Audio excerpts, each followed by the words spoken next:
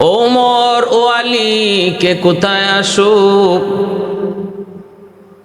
আমার বেলাল এখনো বিয়ে করে নাই, বেলালের বিয়ের কাজটা এখনো বাকি।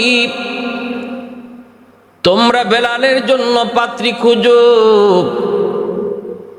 আর আমি যদ্দূর জেনেছি আমার বেলালের হায়াত আর মাত্র 7 দিন বাকি।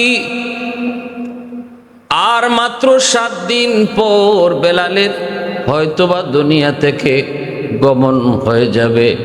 অতএব তোমরা বেলালের জন্য 7 দিনের জন্য হলো একটা পাত্রীর ব্যবস্থা করো। আল্লাহর নবী যখন এই খবর জানাইলেন বেলালের হায়াত আর মাত্র 7 দিন বাকি, ওমর রাদিয়াল্লাহু তাআলা আনহু, আলী রাদিয়াল্লাহু তাআলা আনহু দুজন বের হয়ে গেলেন। তালাশ করে করে যেখানে যায় বিয়ের প্রস্তাব দেন। বেলালের কথা শোনা মাত্রই তারা সানন্দে রাজি হয়ে যায়, খুশি খুশি রাজি হয়ে যায়। বলে বেলালের কাছে যদি আমার উপযুক্ত মেয়েকে বিয়ে দিতে পারি তাহলে সেটা ভাগ্য। আমার নবীর এত মায়ার সাহাবী, আমার নবীর পার্সোনাল সেক্রেটারি, নবীজির কাছে কেউ যদি দেখা করতে হতো বেলালের পারমিশন ছাড়া দেখা করা সম্ভব হতো না। ওমর আলী মানুষের কাছে যান, তালাশ করেন।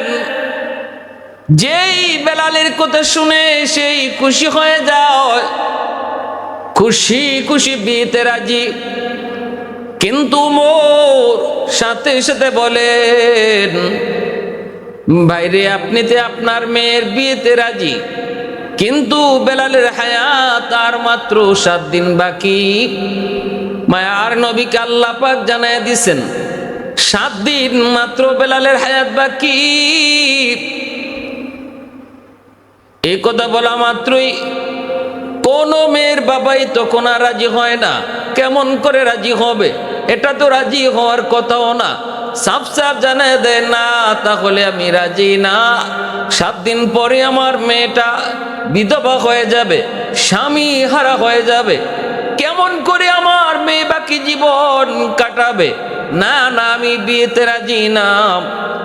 ওমর আলী তালাশ করে করে খুঁজেন, রাজি হয় প্রথমে বেলালের নাম শোনা মাত্রই, কিন্তু হায়াত আর বাকি 7 দিন। এই খবর শুনলি আর কেউ রাজি হয় না।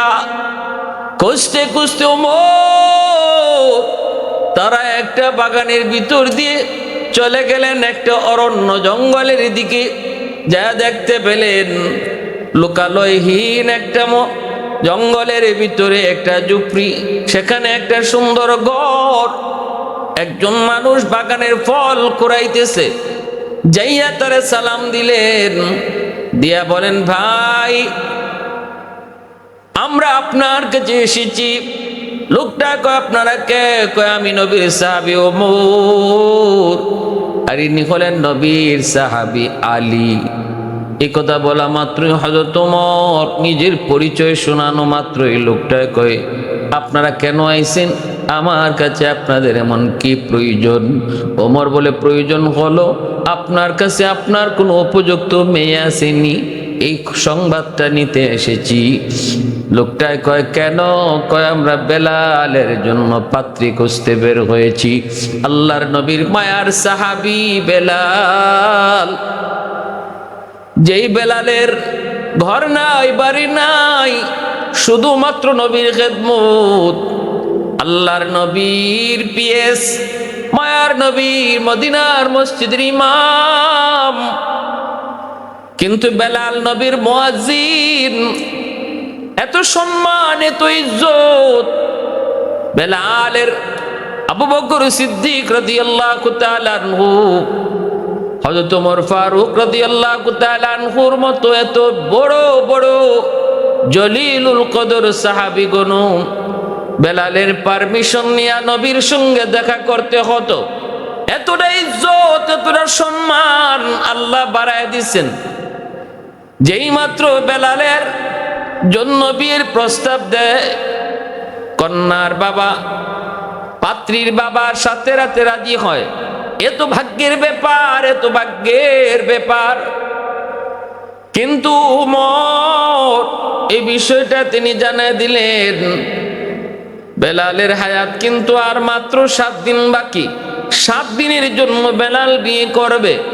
আল্লাহর নবী কথা জানাইছেন, আল্লাহ নবীরই জানাইছেন। এরপরও নবী আমাদেরকে পাঠাইছেন বেলালকে বিয়ে করানোর জন্য, পাত্রী খোঁজার জন্য। আপনি কি এই কথা শোনার পরও রাজি আছেন কিনা? মদিনার কেউ রাজি হয় না, কোন মেয়ের বাবাই রাজি হয় নাই।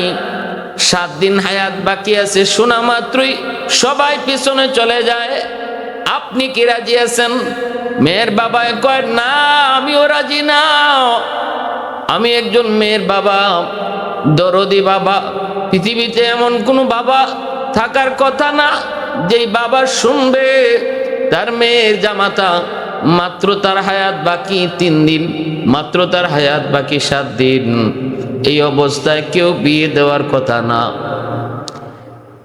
কিন্তু শরীয়তের বিধান দেখেন, তারা কিন্তু সাফ সাফ জানিয়ে দিছেন ছেলের কি দোষ আছে, ছেলের কি গুণ আছে, সবই কিন্তু প্রকাশ করেছেন।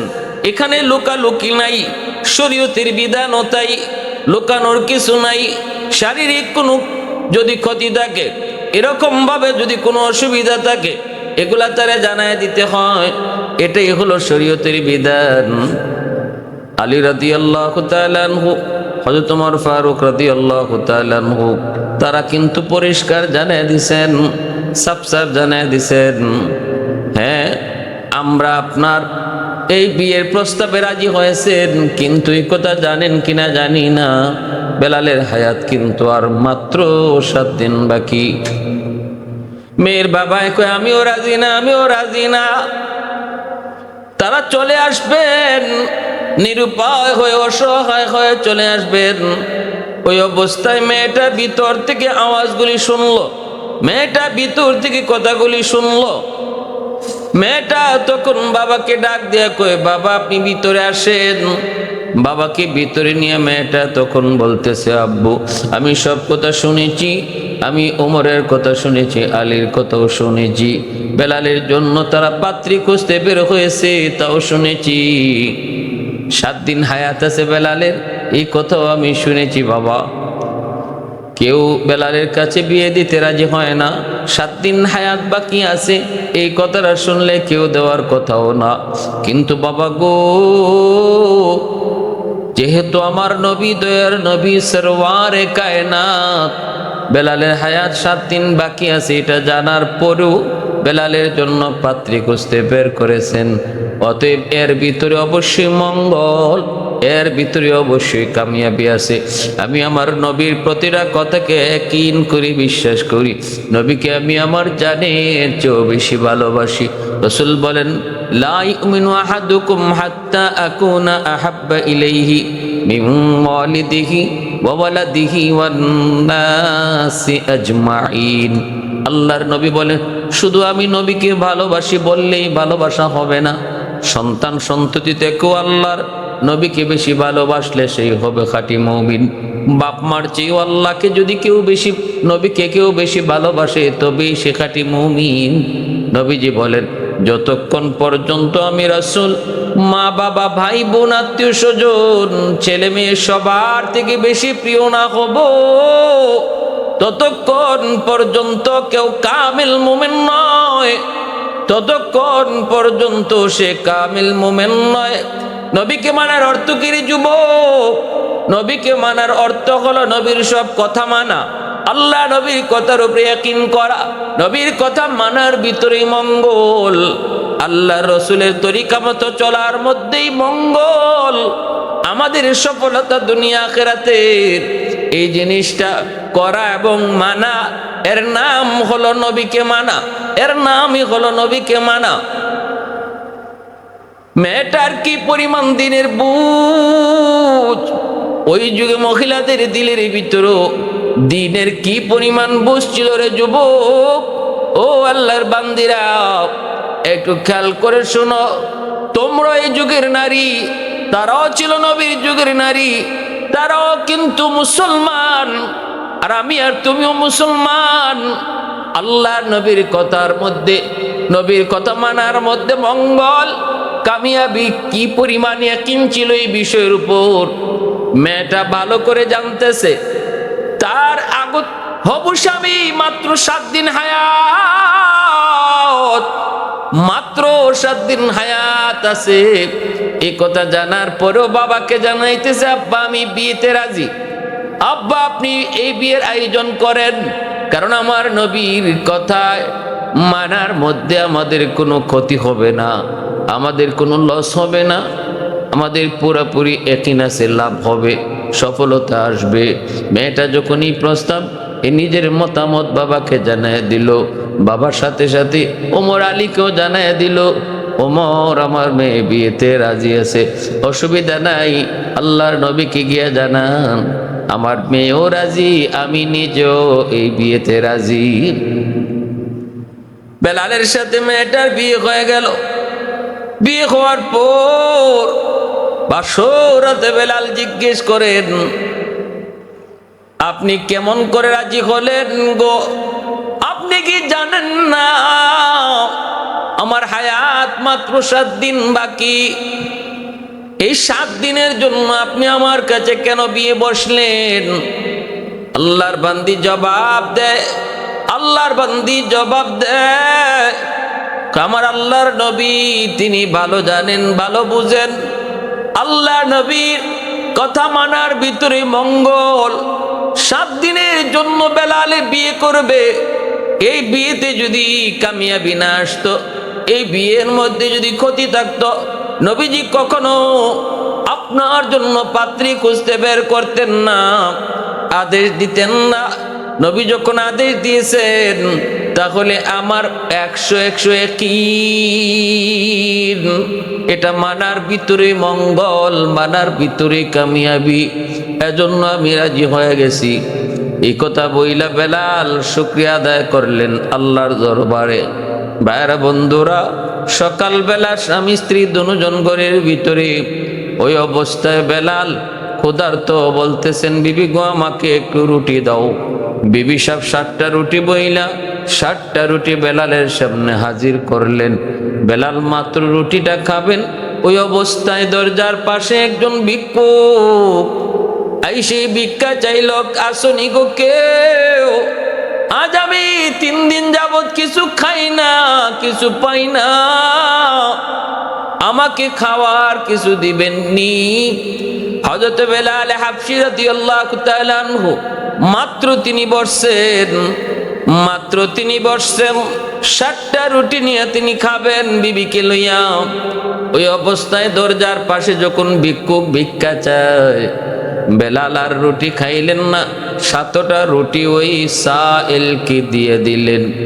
সাইল বেলালের দরজার সামনে বসে তিনি রুটিগুলা খাইতেছেন, রুটিগুলা খাইতেছেন। ভাইরা ওই রুটি যেদিন খাবেন, যেদিন তিনি রুটিটা দিছেন আর ভিক্ষুক আইছে, ওই দিনটাই ছিল বেলালের বিয়ে থেকে নিয়ে 7ম দিন, যেদিনে তার জান কবজ হওয়ার কথা।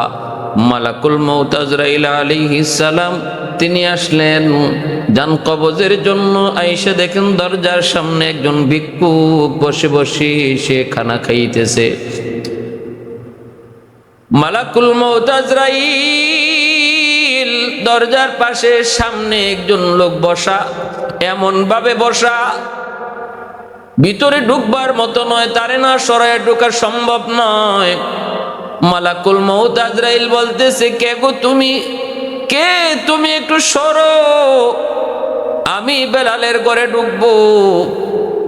কিন্তু ইনি বলতেছেন না, আপনি কি জানেন না কারো খানা খাওয়ার সময় ডিস্টার্ব করে ঠিক না?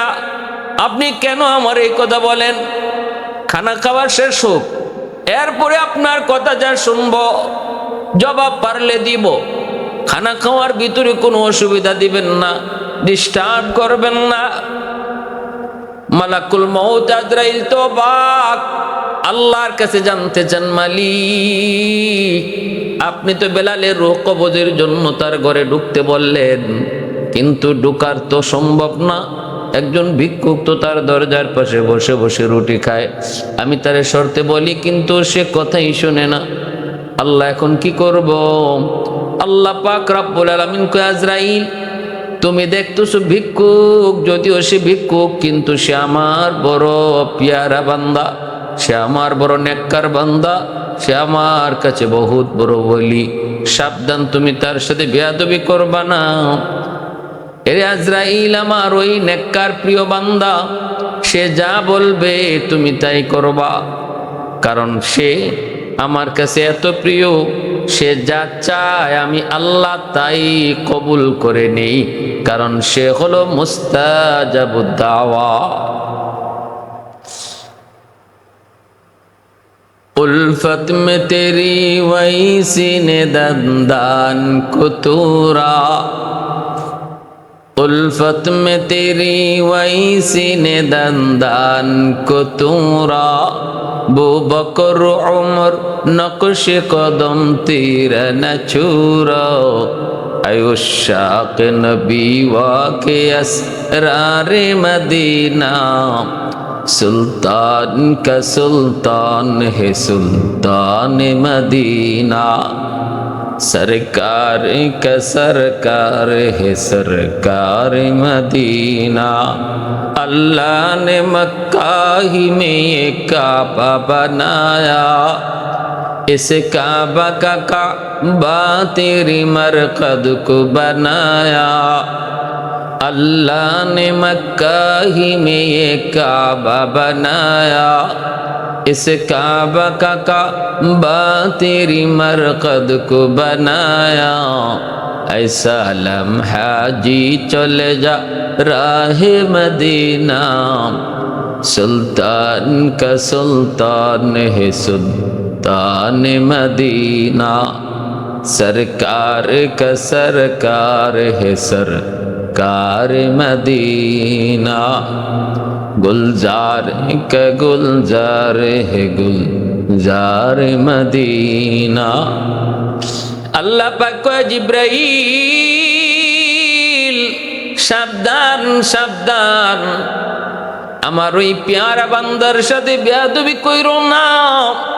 তারে জিগাও সে কি চায়, সে যা চাইবো আমি তাই কবুল করব।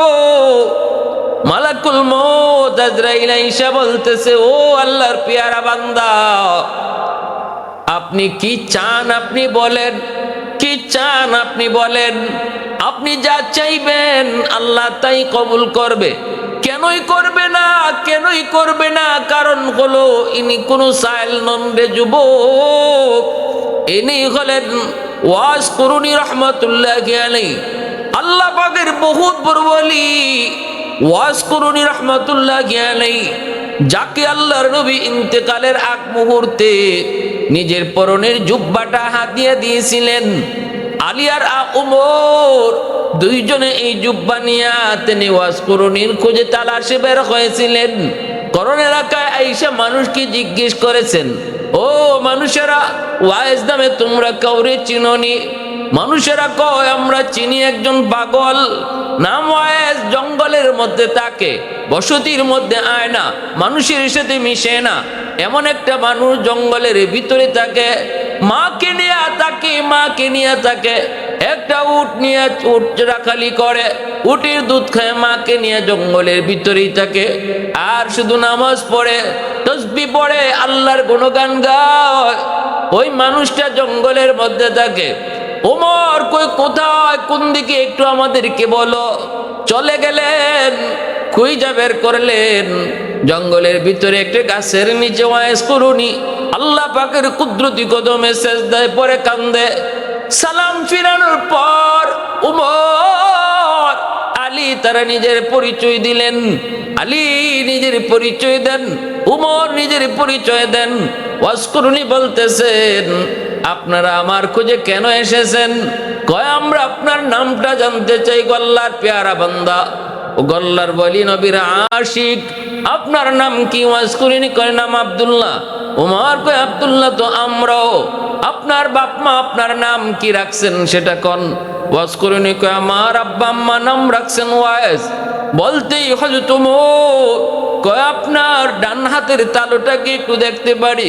ওয়াজ করিনি ডান হাতের তালুটা দেখানো মাত্রই নবী বলে দিয়েছিলেন, ওমর আমার পাগল ওয়াজ করুনি যে আল্লাহর প্রেমিক,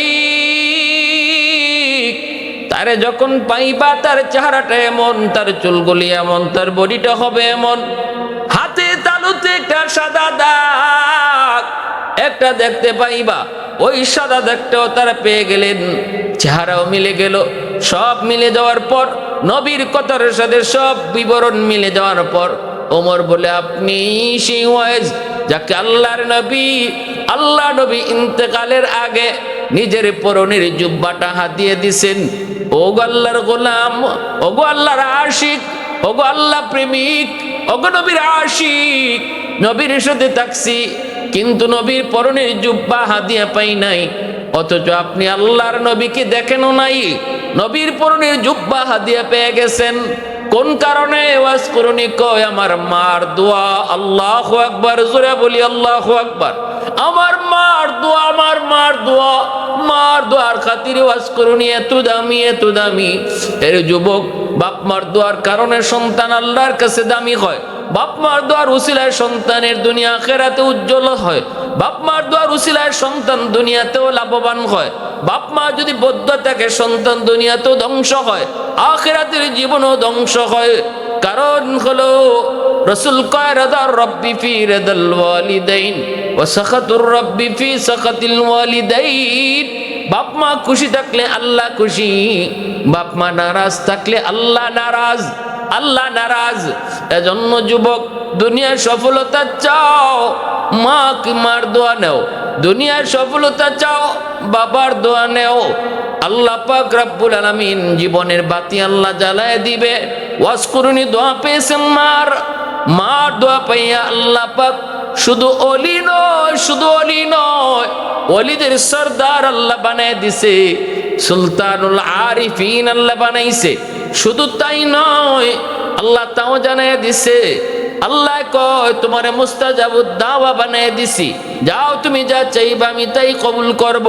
আল্লাহ তার হাবিবরও জানায় দিছে, বন্ধু সে কিন্তু মুস্তাজাবুদ দাওয়া, সে হাত তুললে আমি আল্লাহ দোয়া কবুল করি।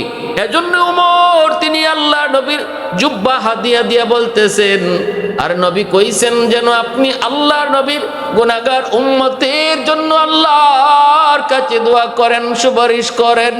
কারণ আল্লাহ আপনার দোয়া ফিরায় দেয় না, আল্লাহ আপনার দোয়া ফিরায় দেয় না। ऐ सल्ली अला आपका फैज़ान रिसालत, ऐ सल्ली अला आपका फैज़ान रिसालत, जो मिसल हजरत वो हवा रिश्क रही ना, सदक़े में तेरे हो गया हो रहबर उम्मत, जो कुफ्र की जुल्मत से तायक अब्द कबीना, जो कल्ब परीशा का सदारन जो आलम से, जो कल्ब परीशा का सदारन जो आलम से, फैज़ान नबूवत से मिला उनका सकीना, फैज़ान नबूवत से मिला उनका सकीना।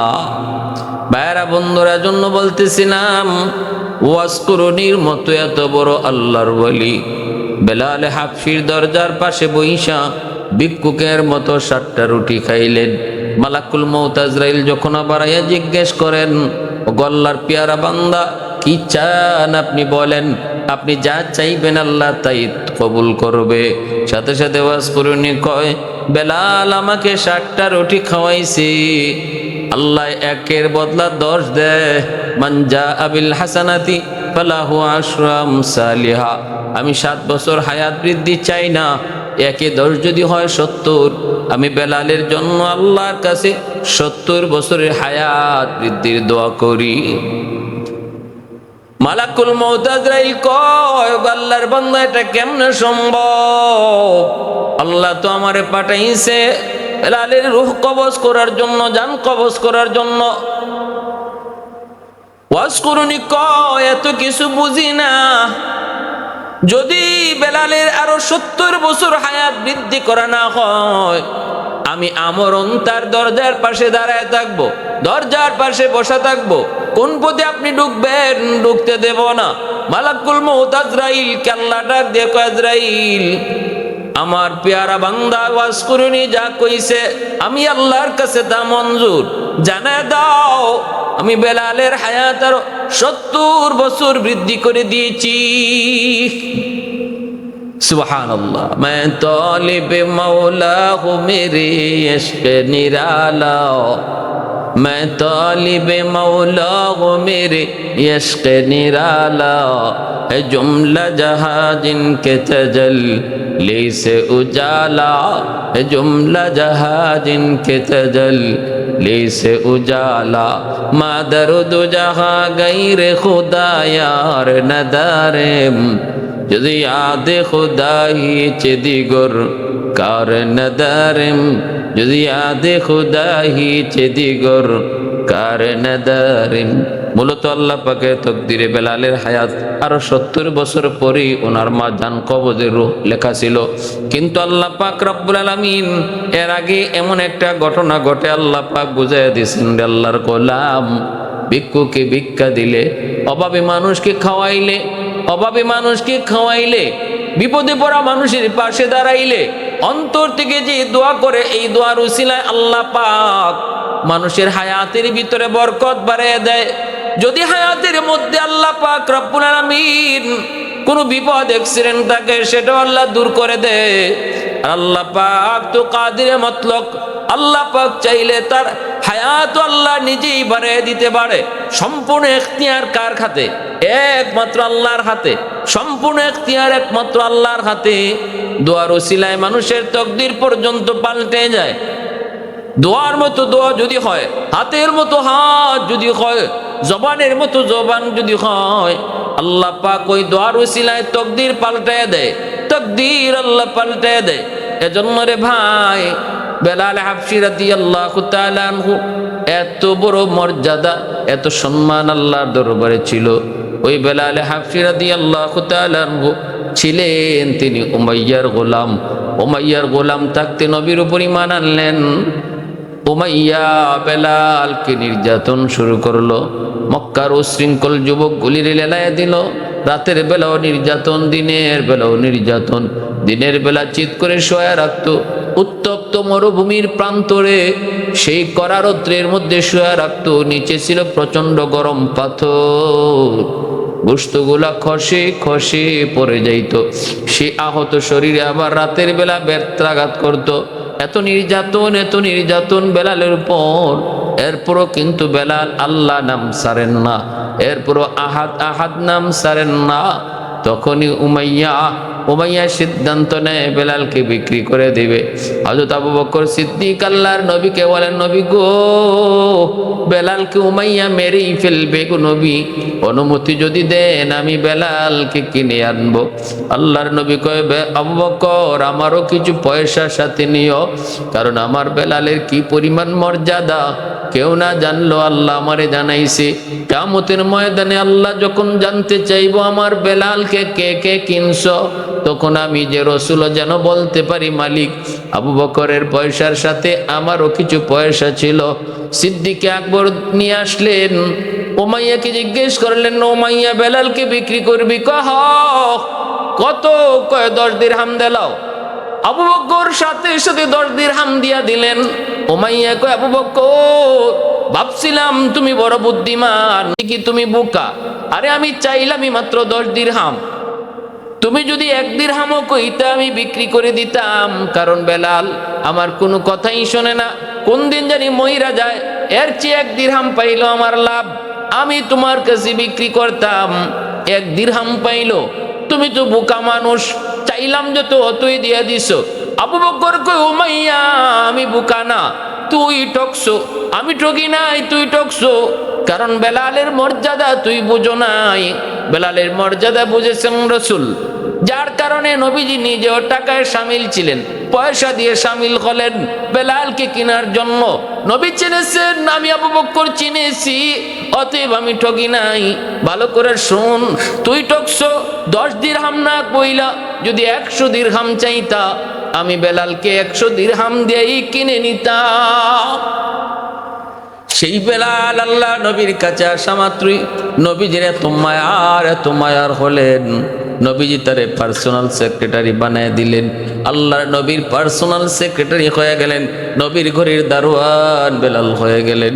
মদিনায় হিজরতের পর নবী হলেন মদিনার মসজিদের ইমাম, বেলাল হলেন সেই মসজিদের মুয়াজ্জিন। এত সম্মান, এত ইজ্জত আল্লাহ তারে দিলেন। সেই বেলাল হাবশী রাদিয়াল্লাহু তাআলা আনহু হাসরের মাঠেও আল্লাহ কইব, বন্ধু আজান দিতে বলো। কে দিবে গো মালিক আজান? আবু বকর নিয়ত করছে আজান দিবে হাসরের মাঠে, উমর মনে করছে আজান দিবে। আল্লাহ কো, বন্ধু দুনিয়াতে যে বেলাল আজান দিত ওই বেলালকে আজান দিতে বলো। রসুল বলে, আজ্জিন ইয়া বেলাল, কারণ মদিনার মসজিদে আজান হতো আর আমি আরশের মালিক বেলালের আজান শুনতাম। সুবহানাল্লাহ। রসুল হাসরের মাঠে যে উটের পিঠে সওয়ার হইয়া জান্নাতের দিকে রওনা দিবেন, হাদিসে এসেছে সেই উটের লাগামটাও ধরে ধরে টানবেন বেলাল হাবশী রাদিয়াল্লাহু তাআলা আনহু।